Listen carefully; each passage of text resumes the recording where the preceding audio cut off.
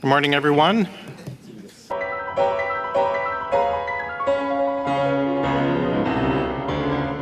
Seconds. Make it stop.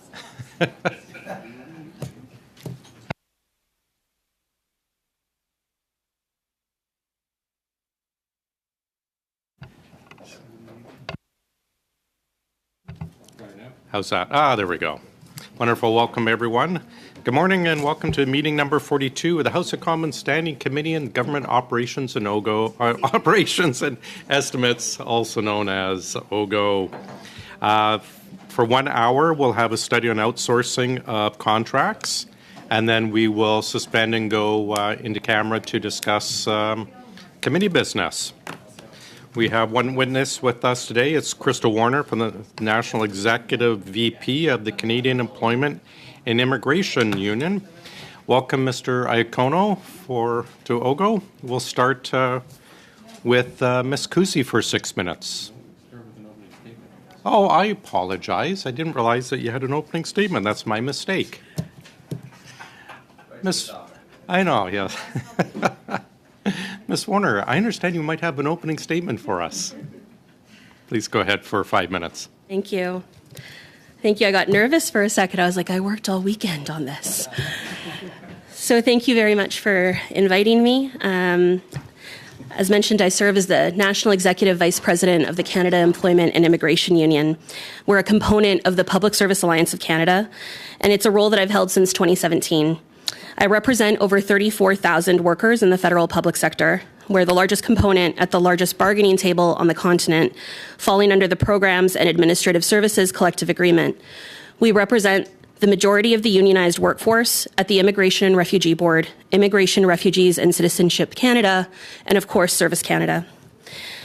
And I was asked to speak today regarding the outsourcing of contracts in public services, and I understand that this committee is working in part to identify opportunities where the government can achieve best value for money by using in-house unionized workers instead of contracted outsourced hires. I just want to start by saying that I can't express the gratitude and the privilege of this opportunity. To be frank, I never imagined that I would be given a platform like this to advocate against the contracting out of 1-800-O-Canada. When I was a student at Carleton University in the mid-2000s, I worked for the Library of Parliament for several years. We had an office actually just nearby here on Sparks Street that's now a bank.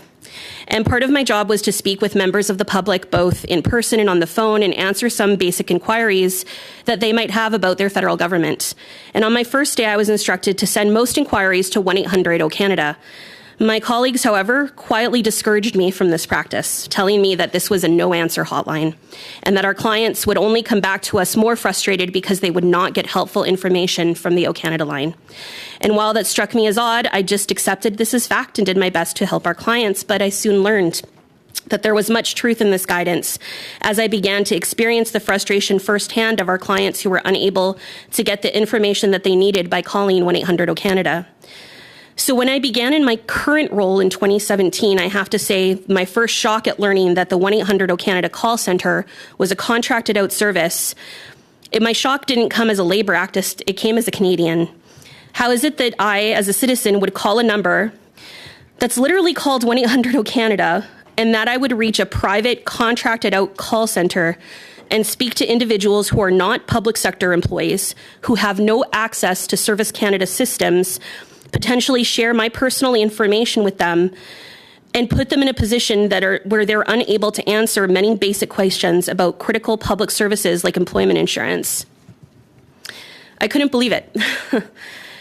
And consider what the average Canadian would be contacting this service for and the significance of the programs that are managed by ESDC, such as parental leave, EI, and pensions. Maybe sharing personal and financial information that should be protected through these calls. Giving private corporations access to any of this information is a worrisome trend that many Canadians are not aware of, and the ones who are becoming aware are very concerned. We know many MPs received letters from constituents about this topic, and some parties appear to have created form letters as a response, as many of our active advocates and supporters received virtually the same letter back from their MP's office. Service Canada arguably employs the most call centre workers in the federal public sector. I don't understand why this service is being contracted out.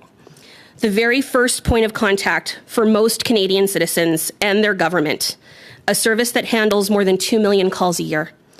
As a Canadian, I'm offended, but as a Labour activist, I'm appalled. 1-800 has been contracted out since its inception in 1982. We did ask ESDC management for their rationale, and we were told that it meets organizational needs and their commitment to the highest quality of service to clients.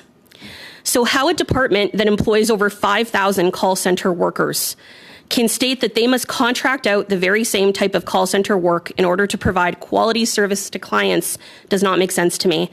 It's contradictory. To me, this is a worst example of lazy oversight and about we've always done it this way mentality that leaves Canadians behind and plagues inefficient bureaucracy in the federal public sector. So CEIU, along with the PSAC and the labour movement, will continue to stand for Canadians and do the right thing by raising public awareness and applying pressure at every opportunity to end the contracting out of 1-800 Canada. This is a public service that should be provided by public sector workers in a safe and secure manner with access to Service Canada systems and internal training and resources that would enable these workers to appropriately assist the public, that would make these workers directly accountable to the federal government, that would give these workers a pension, benefits, and yes, the privilege of union membership. The work performed by these employees should be performed by PSAC members as part of the public service. Sorry, that's your 5 minutes, Ms. Warner. If you could just wrap up very quickly. That was it. We hope that the government will do the right thing and end the contracting out of this significant public service. Thank you. Wonderful. Thanks very much. Mrs. Kusi, for 6, please. Yeah. Ms. Warner, I just want to thank you very much for being here today. Thank you. And, you know, I want to say that myself and my colleagues were not convinced that the work is being done in the best way possible as well in terms of value for money and also service delivery for Canadians, which you mentioned as a Canadian you're very troubled by, and I can say so ourselves are as well. So I think my questions here today certainly build upon your opening statement.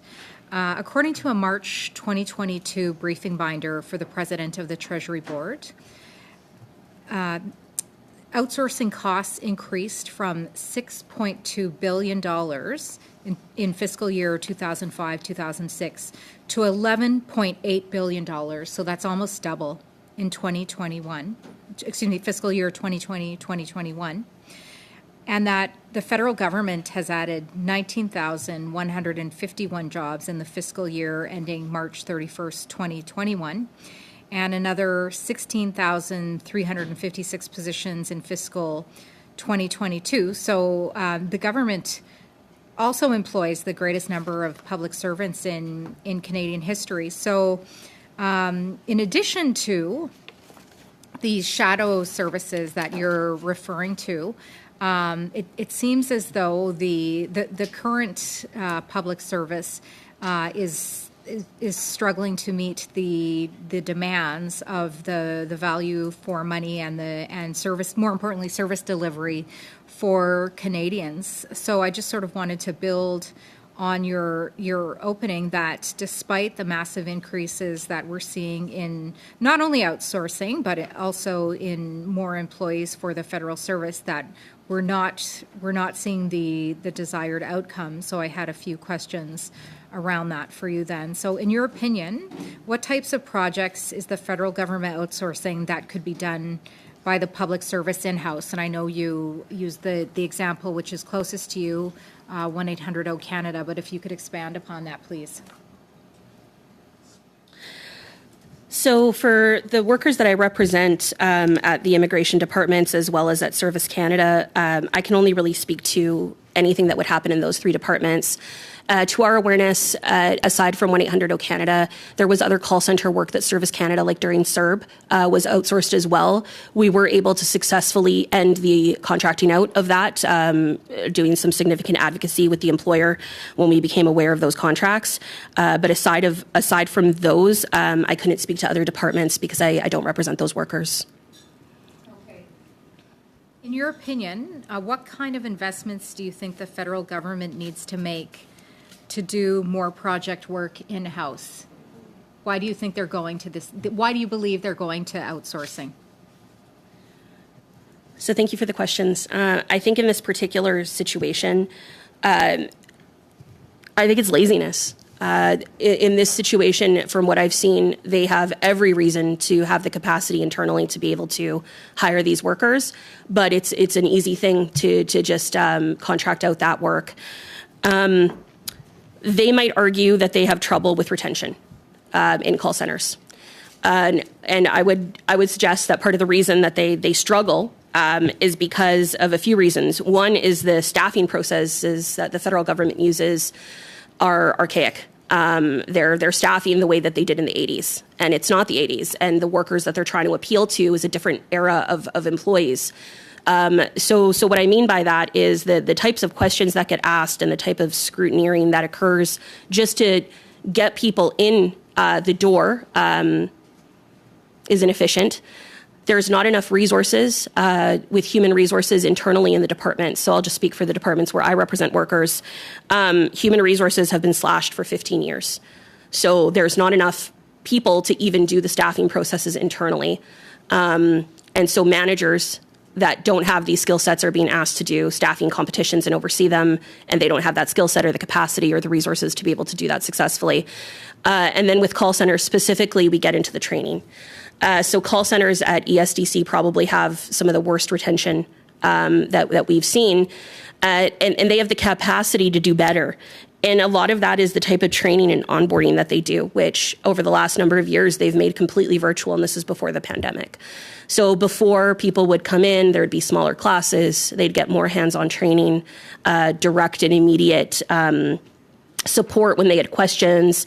And now the way that things are done, they get feedback maybe 6 weeks after. So they've been on a call with an EI client, for example, and they've made an error.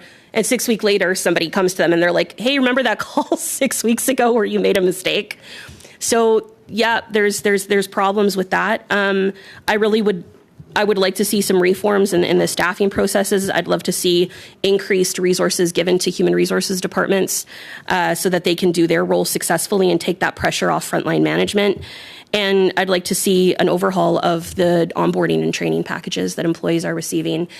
So I think that instead of doing the work needed to reform these longstanding practices that are problematic, they're choosing the easy response sometimes by contracting out. And that's 6 minutes literally on the dot. Well done, Ms. Warner. You've done this before. Mr. Kuzmierczuk for 6 minutes, please. Well, thank you, Mr. Chair, and thank you so much, Ms. Warner, for being here with us today. I very much appreciated the brief that you had submitted ahead of time, and as a Carleton University graduate myself, I just wanted to say that I really appreciated your comments. I had an opportunity actually this summer to visit a number of Service Canada offices and meet with a number of Service Canada staff, and I have to tell you that they are outstanding people, and we are very fortunate to have them here. And they are incredibly dedicated, they're professional, and they're incredibly knowledgeable as well. And they definitely have a mission mindset in terms of wanting to help out Canadians in their communities and from coast to coast to coast. So I just wanted to put that on record before we get into some of the questions. I wanted to ask you, first and foremost, just to begin, what advantages are there? What benefits are there to bringing services such as 1-800-O-Canada in-house, as you see it? Comments about my members and their work. Employees at Service Canada centres, I think, are amongst some of the hardest working workers in the federal public sector. As you can appreciate, the clients that come in are too often hostile, and they're emotional. They're looking for money to put food on the table for their families. My members have been spat at. They've had computers thrown at them in the last few years. And so the increase to security in these offices and the appreciation of these workers, we always welcome because of the type of work that they do serving Canadians. So I guess a few things. I had the privilege of working for the federal government for 10 years before I got into this position. And I remember I'm from Vancouver. I got flown to Ottawa, and I had to sign a pledge to the Queen. And I'm Catholic, so I had the fear of God scared out of me with the possibility of risking information and private information and so on. And I went home, and I remember going to my parents, and they had a big supper for me because everyone was so proud that I was a Government of Canada employee. You know, my family came to this country as asylum seekers from Chile, and so the privilege of working for the government that welcomed us here was huge. When you contract out public services, those workers are not going to have that same level of values and ethics and dedication built into them in the way that a federal government employee would have, where they would be given benefits, pensions, and just that pride of being an employee of the Government of Canada. So we see that already, and I've spoken to former 1-800-O Canada employees who were at the time part of the contracted out and who are now Government of Canada employees because they've been brought into the public service. I'll get into that maybe later. And they tell me about like the job satisfaction. They're happier at work. They feel more respected at work. They're treated better.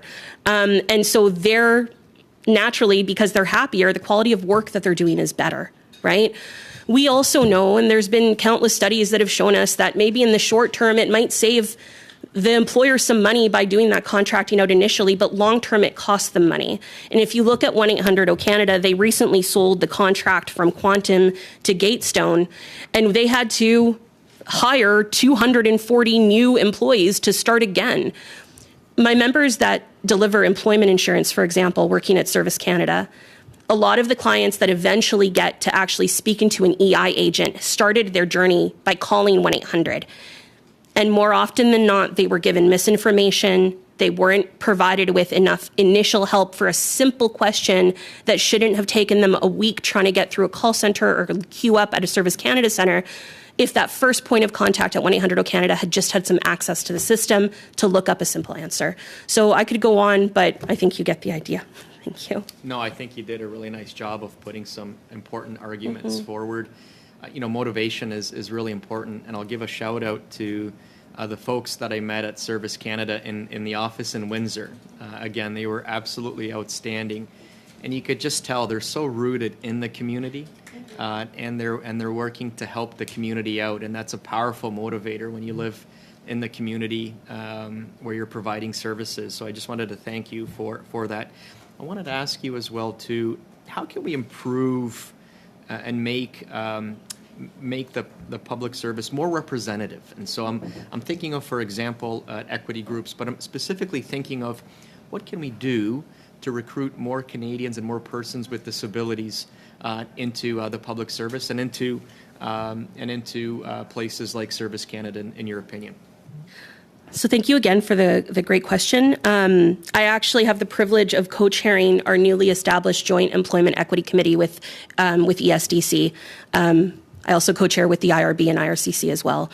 So some of the things that we talk about in particular where it comes to persons with disability, and I will say time and again when we get the reports, we do see that there's underrepresentation, right, of persons with disabilities at most levels in the federal public sector and in our departments at least.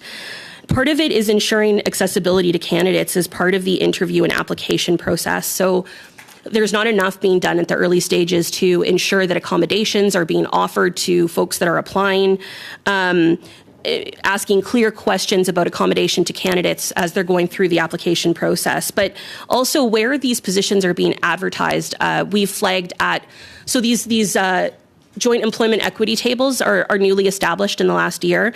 But one of the topics that we will be discussing is outreach to disability organizations to try and gather information about better places where we could be advertising jobs, right? A lot of folks, when they're applying, I know my sister is now a student at Carleton, and she's looking to get into the federal government, and she's going to the jobs website, right? But we're not doing enough. I think the employer's not doing enough to outreach into some of those communities. I'm afraid that's our time, Ms. Warner. Perhaps on the next round you can finish that. Thank you. Ms. Vinola for 6, please. Merci beaucoup. Thank you very much, Chair. And thank you very much for being with us this morning. It's very much appreciated, and also your clarifications, Ms. Warner, and the services offered by Service Canada are also very much appreciated in spite of the difficulties encountered over the last 2 years. Very much appreciated. Thank you. So your Canada Employment and Immigration Union has contributed to the Uncover the Cost website, which says that when governments contract out public sector work to private companies, profits take priority over services, and everyone, except the corporate shareholders, ends up paying the price. So I've got two questions related to this. Why were the services featured on this website actually outsourced, according to you? And secondly, how can we measure the quality of services that have been outsourced? Question. Thank you for those questions. So I think that a lot of the quality of the service comes to us that's apparent in the lack is where we see where it's been contracted out. And I can give the example of when CERB, the hotline for CERB was contracted out at its inception. Once somebody would get through to an actual employment insurance call center, they would tell us that they had been given, bad information, that they were misinformation, that a very basic question, like I had mentioned earlier, it couldn't get answered. And all of that was because, unfortunately, those individuals don't have the security clearance, so they don't have access to the internal systems. And sometimes they're sharing personal and private information, and when they find out that they're not sharing that with a Government of Canada employee, they get upset and the calls derail. So a lot of the time when we talk about, providing a quality public service, that needs to be provided by a trained public sector worker that actually is accountable to the Government of Canada, that actually has access to those systems and could answer those simple and basic questions. A typical call in the early days of CERB delivery, they would call the number, they would ask if they were entitled, and the person's, well, I can't help you with that. Okay, well, can you look at my file and just tell me if my address is correct? Well, I can't tell you that. Well, what can you tell me? So, sorry, go ahead. Merci. Thank you. Yes, that really is an aberration. And the 1-800-O Canada is, in fact, celebrating 40 years of service. And the 1-800-O Canada isn't giving any answers to our citizens. How has that actually been evaluated? How do we make sure that the government is using not its money, but the taxpayers' money correctly? How do they make sure that the services that are offered with their own money are actually adequate? From what I'm hearing here, it seems that there's no way of measuring the quality of the service, and it seems that perhaps there hasn't been much impact after 40 years. And I'll continue with this site, Uncover the Cost website. So the government has contracted out to 1-800-O Canada, and they've contracted out to the US, unless I'm mistaken. Okay. And you have talked about your fears about security clearance,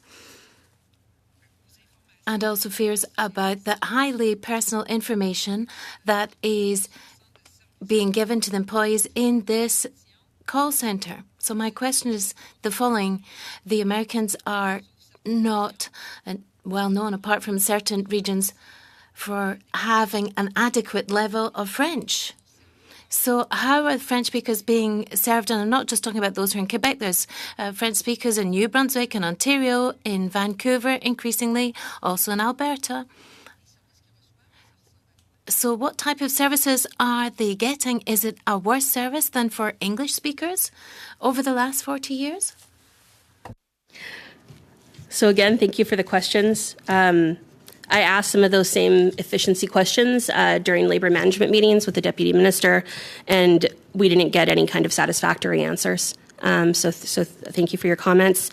When it comes to the two companies that have, to my knowledge, held the contracts for 1-800-O Canada, Quantum and then Gatestone, Quantum, their call centre was located in Ottawa, and those workers now were offered contracts during the sale of the contract and so some of them now work for the Government of Canada, so we've been able to speak to them. The new company, Gatestone, though, as we understand, is a corporation with bases in Phoenix and Arizona, as well as Canada. We also understand that the current workers at Gatestone that are providing services to 1-800-O-Canada are located in both Toronto and some workers maybe as well in Montreal. We've asked ourselves these same questions as well because we have no guarantee with the way that their contracts work where somebody might be answering the phone. So while they may have some workers working there, we don't know where all of them are. And we also know that they have had problems in providing services with both languages, both when it was with Quantum. Gatestone is still a relatively new contract, but again, we don't know. We don't have answers to those questions because we're not in a position to ask our employer those questions and get the type of transparency. So we've been reduced to having to file access to information requests to try and get some answers because access to official language services by a Government of Canada office in our call centers is much higher. And we know that those clients are getting better service. And it's a comment that we've had from the workers that were working at the contracted out and are now internal. They can't believe like the testing to ensure that somebody is actually bilingual, that somebody is actually able to provide a service. Those things weren't existing with the contracted out companies. So again, that type of care is better established in-house in the Government of Canada. Thank you very much. Mr. Johns, for 6 minutes, please. Thank you, Ms. Warner. Thank you to your team and obviously all the members that you represent for the important work you do, especially the incredible heroic sacrifice over COVID. I can't say enough about it. I'm going to stay on the thread around call centers. Can you maybe share your thoughts on whether contracting out call center operations, what the impact is on the quality of service that Canadians receive and if so, how that impacts the service to Canadians? Absolutely. Thank you. So I talked already about loyalty with federal public sector workers. We also know that working conditions and wages are heavily correlated to increased production and accuracy as well as retention, right? So when these workers, my understanding, instead of, making a good government salary, some of them were making $18, $19 an hour. And over the years, we know that Treasury Board and the PSAC have negotiated a number of rights specific to call center workers, not to mention higher wages, benefits, and job security. So again, we know that the working condition for the workers themselves would be much better there. ESDC also offers, and there's some problems, but they do have some robust resources and support and training for these workers. Again, putting them in a position where they're equipped to provide a high level of quality public services to a client. These contracts don't enrich, Canada. They're enriching what's ultimately right now an American-based company that specializes in debt collection and has a long history of poor working conditions. I think that if we were to poll Canadians and ask what they thought when they were reaching 1-800-O-Canada and they were not reaching their government but a contracted out service, they would think that they should be in touch with a public sector worker. So for all these reasons, we feel that we feel pretty strongly that we should end the contracting out of the service. We've seen, disastrous outsourcing. The Phoenix pay system, for example, where we've seen expensive consultants replacing, public service employees and then ending up hiring expensive consultants, and the disastrous results of this. We recently saw an ATIP consultant contract go out that turned out that wages would have been upwards of over $469,000 a year per worker. But we know that's not actually flowing to the workers that are getting hired by these these outsourcing companies, that it's actually flowing to the top. Can you speak about the impact that this is having on Canadians, on Canadian workers, on the multiplier effect of money staying within the Canadian economy instead of ending up at the top, and how this impacts and creates more and more inequality in Canada? And maybe you can speak about also the working conditions for employees that are working for these outsourcing companies a bit more. Happy to. So a few different things. So Gatestone, as I mentioned, is a family of companies in the United States and Canada focused primarily on debt collection lines.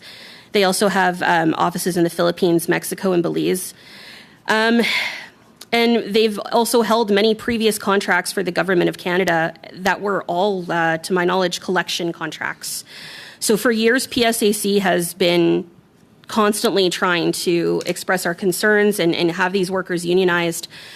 On 3 separate attempts, the contracted companies fired union organizers when we were attempting to unionize them.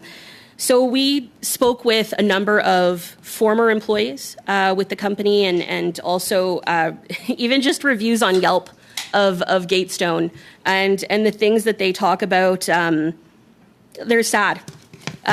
No benefits, being underpaid, making $19 an hour. And, one comment, that one thread of comments with Gatestone in particular was repeated both in our interviews with people as well as online. As a quote, you get paid so little for the stress that this company brings you. They are always looking to cut corners and save as much money as possible, even if it will make the life of their employees completely miserable. They do not care about your well-being. Agents know that Gatestone is a temporary job until you find something better. I've never seen so many people leave a company after a short period of time. So that was a quote from an employee from Yelp, but we had several similar examples of employees. It's costing the employer money. So when they just turned over this call center to contract, they had to hire another 240, I believe, call center agents and again start from scratch. So people that had 10 years of knowledge working some, because a lot of them left, but the folks that had stayed around, they lost all that in-house knowledge. Sure.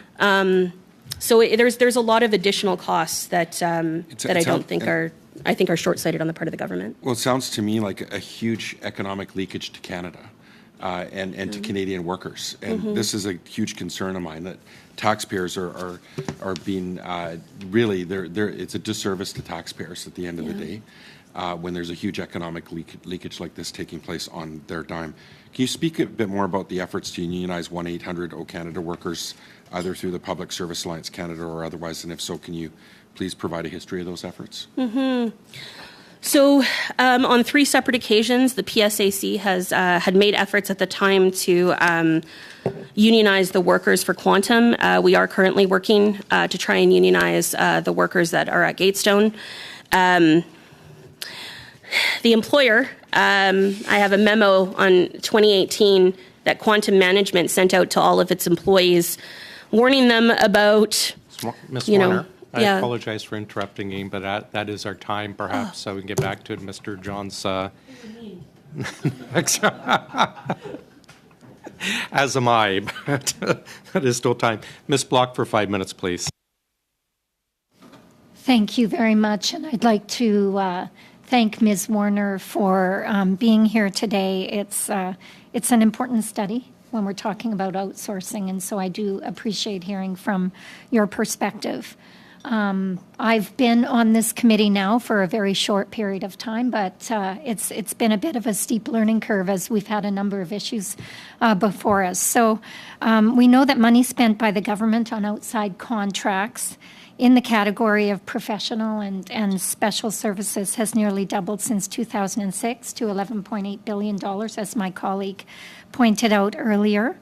We have also seen an increase of 116% in spending on IT consulting between 2011 and 2018, 115% increase in spending on management consulting, and 78% increase in spending for temporary help. We have also learned recently through our study of the ArriveCan app, which you may or may not be aware of, that IT firms may charge between 15 to 30% over and above for their service, over and above the service that's actually being provided. And I've also learned that the current government likes to use outside contractors such as large consulting firms, which do charge exorbitant fees to give them answers which may be clear to Canadians already, and for example, such as not buying IT support from despotic regimes. Do you have any concerns that the government is creating a shadow public service in which staffing firms, which do none of the work, but are taking large cuts, is increasing the costs of the work being done? and paid for? Thank you very much for the question.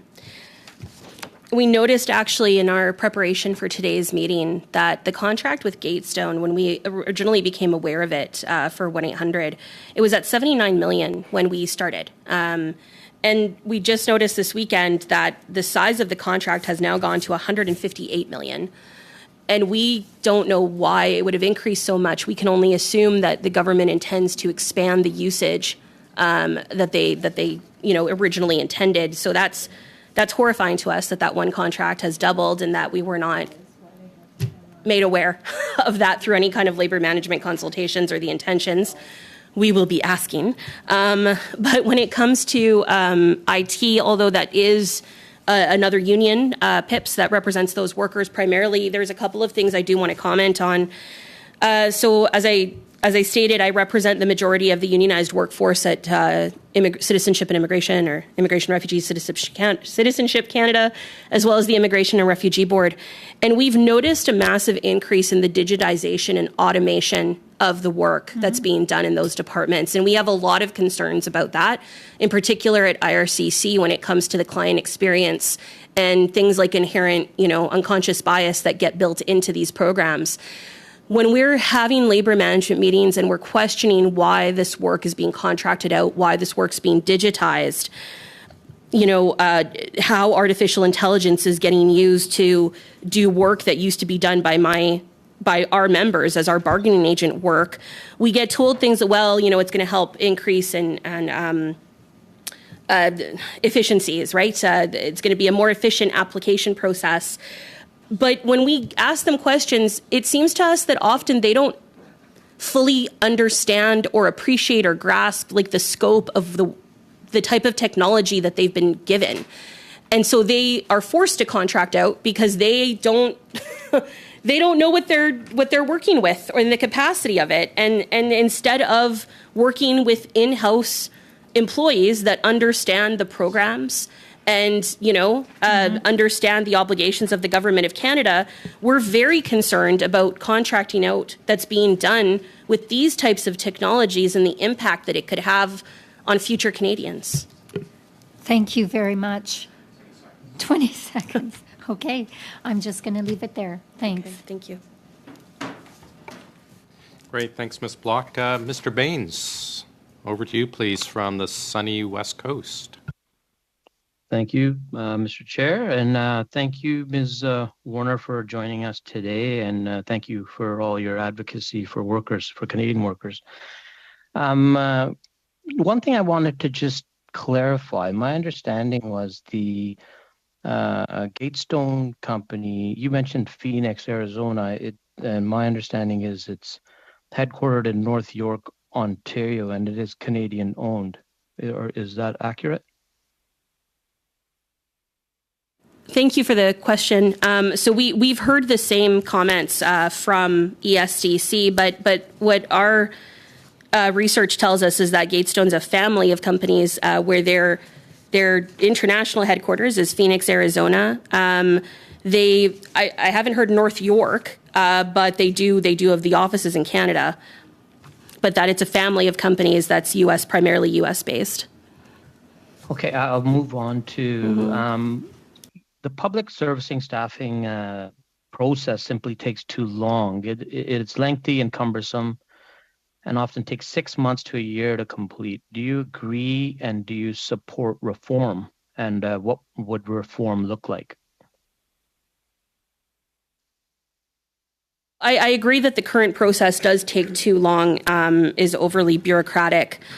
I think that the employer has already, on occasion, demonstrated the ability to work within the existing system and to streamline it so that we aren't waiting 6 months for a process. If the process is done right, we've seen hundreds of employees be hired in a couple of months.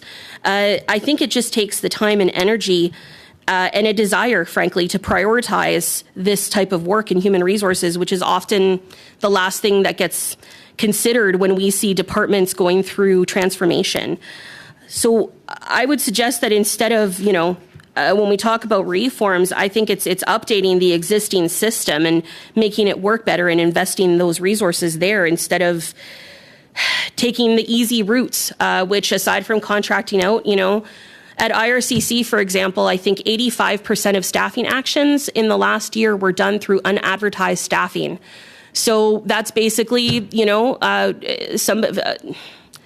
we see a lot of favoritism. We see a lot of nepotism. We see a lot of people's kids and uncles and brothers getting hired in the department instead of the employer, taking the time to do a fair and transparent process. Okay, and then departments are required to consider internal staff before outsourcing a project, but some say that doesn't happen enough. How could those quote unquote make or buy policies be strengthened? More accountability to them. A lot of the time, the language that's used, consulting, sometimes I've had a senior manager in a department say to me, well, Crystal, we told you, so we figured that's consultation. We informed you, we figured that's consultation. So even the language that exists right now in the current staffing policies that exist in the federal government, frankly, it allows the employer to do what they want.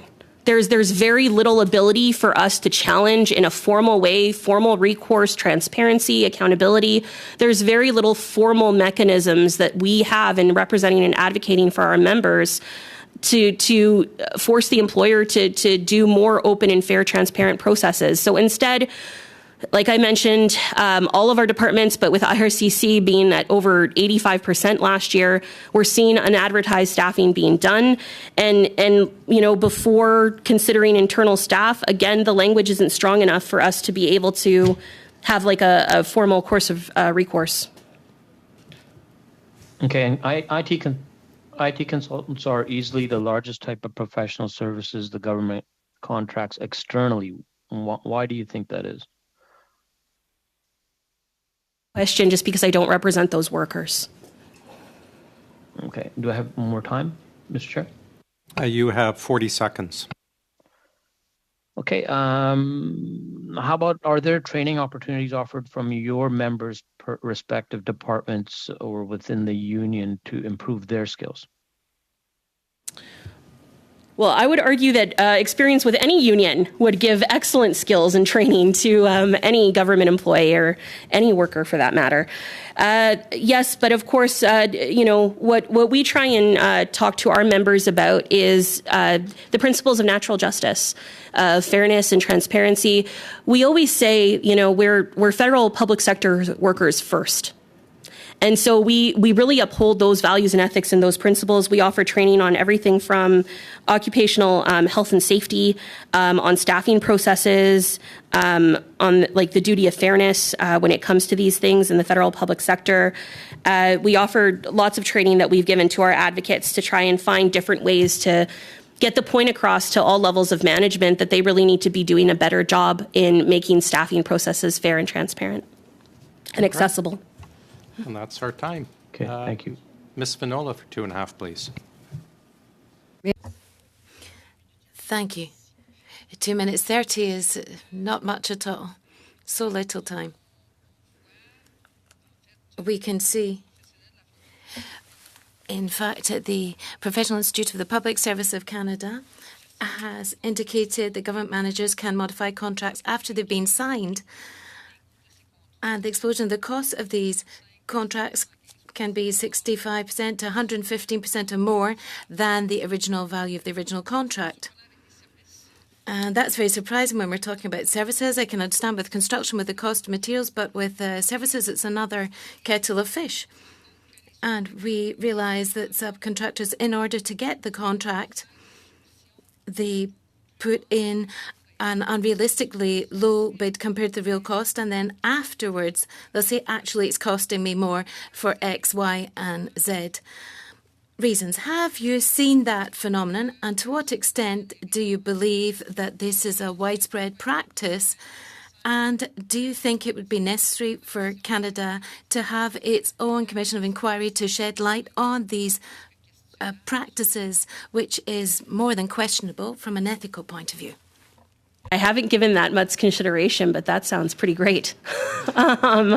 So, yeah, I think that we'd have a lot to consider there in a positive way. And, my job is to represent and advocate for my members and and support collective bargaining and rally. I was never a contracts expert. But working with some of these things with Service Canada over the last few years, I've certainly had a front row seat at watching exactly what you described, where initially these contracts come in with low pitch offers and then double or even triple actually in the force when it was quantum over the course. And the government increase the usage of the contracts because, again, initially it's easy. But they lose staff, right? People can't afford $19 an hour in Ottawa, in Vancouver, in Montreal, in Toronto. You can't, that's, no benefits. So these workers, there's no retention with them, and that's probably a good amount of the resources as well that's going into these contracts.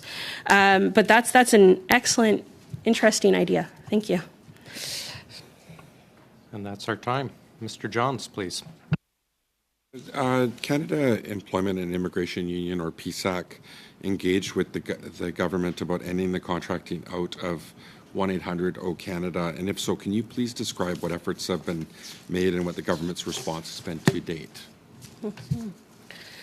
So thank you. So as your colleague mentioned, we've had a website up for a few years in our attempts to raise awareness. We did letter writing campaigns to members of Parliament, urging them to end the contracting out. We were surprised, actually, at the number. I think we got a few thousand responses from Canadians in the first couple of days of our campaign. And it was like shock. They were like, what do you mean this is a contracted out? What do you mean these aren't public sector workers answering these calls? So in July of 2021, the PSAC national president wrote to Minister Hewson and Minister Gould, respectively, urging them to meet with us to discuss the contracting out of 1-800-OGGO-Canada. A year later, we received a response from the Senior Associate Deputy Minister of ESDC, who, instead of addressing our concerns, requested that we remove the campaign website. On August 16th, 2022, I met with Minister Gould in Toronto to discuss the delays at the passports at Service Canada, but I did take the opportunity to discuss this campaign and was promised that she would look into this topic and come back. So that was 3 months ago. We are hoping for follow-up from the minister on this topic. Really hoping that decisions get taken to end the contracting out. The federal government also outsources various core functions and business practices, such as when Veterans Affairs Canada contracts out veterans rehabilitation services, and the Canada Revenue Agency hires third-party call center agents. We talked about that. As someone involved in the labour movement, are you able to speak about whether you see outsourcing as a growing trend and a threat to the quality of the public services Canadians receive? Yeah, we absolutely do. ESDC was audited a number of years ago about the integrity of the workers that are doing employment insurance and the privacy and these kinds of things. And the level of scrutiny in values and ethics is instilled in every second of every day that an employee is working, directly for the government. So we're seeing these contracts double and triple in size. We're seeing services, emergency services like CERB get contracted out as well.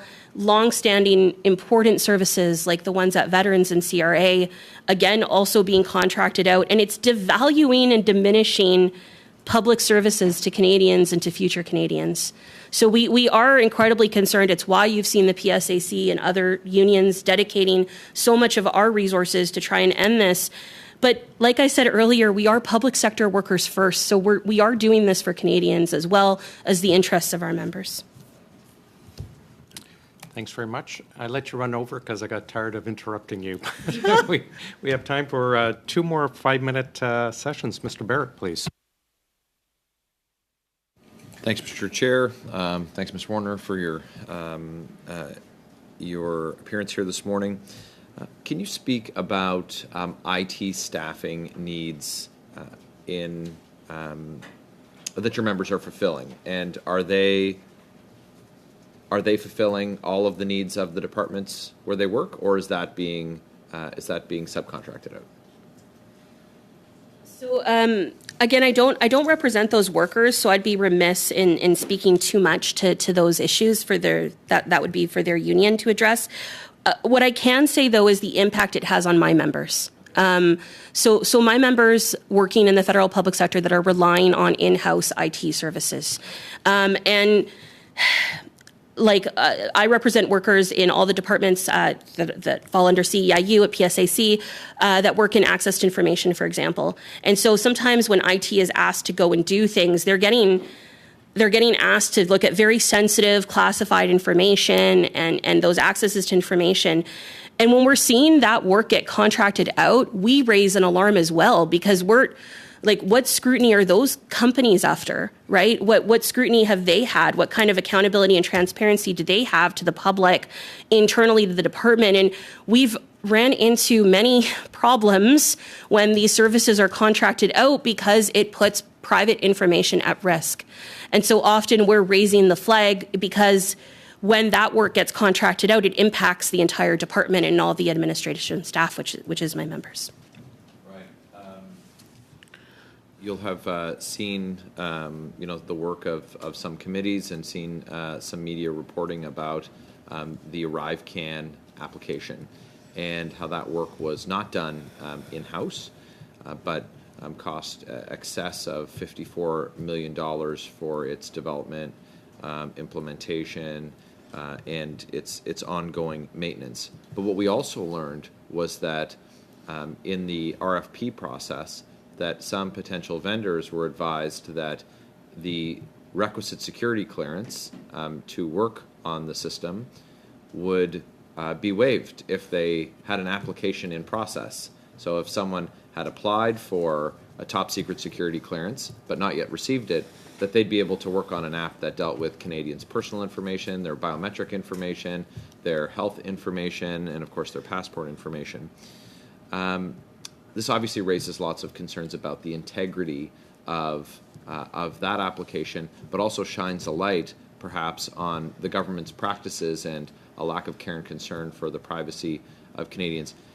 I'm not sure if you're able to speak to this specific example, but can you, for example, speak to the requirements that are in place for your members when they have to deal with like information for Canadians and for folks who are seeking the services from those departments?